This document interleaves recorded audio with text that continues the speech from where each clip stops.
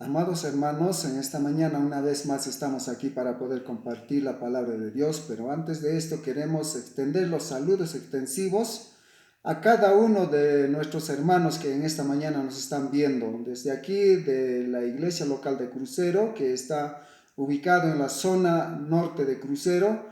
Hacemos llegar los saludos a cada uno de ustedes, hermanos en Cristo, a todos y en todas las zonas que nos están viendo, a los hermanos, y de repente también hay amigos que nos están viendo y escuchando también este programa que está saliendo por los medios virtuales.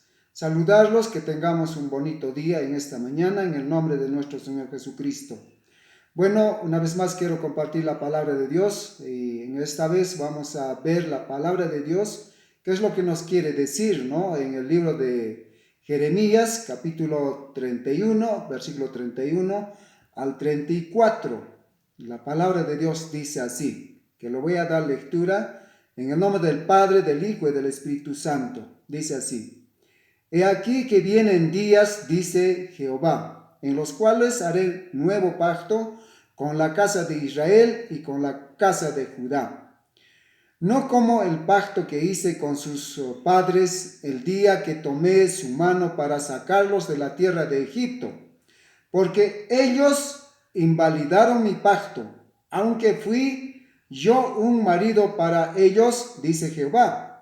Pero este es el pacto que haré con la casa de Israel después de aquellos días, dice Jehová. Daré mi ley en su mente y la escribiré en su corazón, y yo seré a ellos por Dios y ellos serán por pueblo. Y no enseñará más ninguno a su prójimo ni ninguno a su hermano diciendo: conoce a Jehová, porque todos me conocerán, desde el más pequeño de ellos hasta el más grande, dice Jehová, porque perdonaré la maldad de ellos y no me acordaré de su pecado. Bueno, hermanos, es una enseñanza, una profecía hecha y dicha por el profeta Jeremías. Comienza y dice: vienen días. Es una frase que se refiere a la era mesiánica de Dios. Lo afirma que Dios haría un pacto nuevo. Amados hermanos, este es un punto elevado e importante de las profecías de Jeremías. Y es el que afirmó de un pacto nuevo, que lo cita también y se da el cumplimiento en el nacimiento de nuestro Señor Jesucristo, en su obra redentora. En todo ello se había dado este cumplimiento, que también está relatado en el libro de los Hebreos, en el capítulo 8:12, ahí dice, ¿no? Es una cita en su totalidad que habla y que lo confirma. Y lo vamos a dar lectura también este pasaje que habla el libro de Hebreos capítulo 8, una vez más lo ratifico, en el versículo 8 al 12 dice, ¿no? Está dicho, confirmado lo que Dios había profetizado por medio del profeta Jeremías. Dice: porque reprendiéndolos, dice, he aquí vienen días, dice el Señor, en que estableceré con la casa de Israel y la casa de Judá un nuevo pacto, no como el pacto que hice con sus padres en el día que los tomé de la mano para sacarlos de la tierra de Egipto, porque ellos no permanecieron en mi pacto, y yo me desentendí de ellos, dice el Señor. Por lo cual, este es el pacto que haré con la casa de Israel. Después de aquellos días, dice el Señor, pondré mis leyes en la mente de ellos y sobre su corazón los escribiré. Y seré a ellos por Dios y ellos me serán a mí por pueblo. Y ninguno enseñará a su prójimo ni ninguno a su hermano diciendo: conoce al Señor. Porque todos me conocerán, desde el menor hasta el mayor de ellos. Porque seré propicio a sus justicias y nunca más me acordaré de sus pecados y de sus iniquidades. Esto es lo que también el libro de los Hebreos está ratificando a la profecía dicha por el profeta Jeremías. En este pasaje contiene un anuncio, una definición profética de un nuevo pacto que es diferente al pacto mosaico que habla en el versículo 9, que es beneficioso para cada uno de los que van a ser partes del nuevo pacto que Dios lo va a establecer. Dice que las leyes de Dios se convertirán en principios interiores, dice el versículo 10. Esta ley capacitará, dice, al pueblo para deleitarse y hacer la voluntad de Dios. Esto también estaba predicho, profetizado en el libro de Ezequiel, en el cual el Señor confirma, ¿no? Si nosotros lo vemos, leemos este pasaje, en el Antiguo Testamento, en el Antiguo Pacto, Dios había hecho un compromiso dando las leyes escritas en piedra y en otros materiales.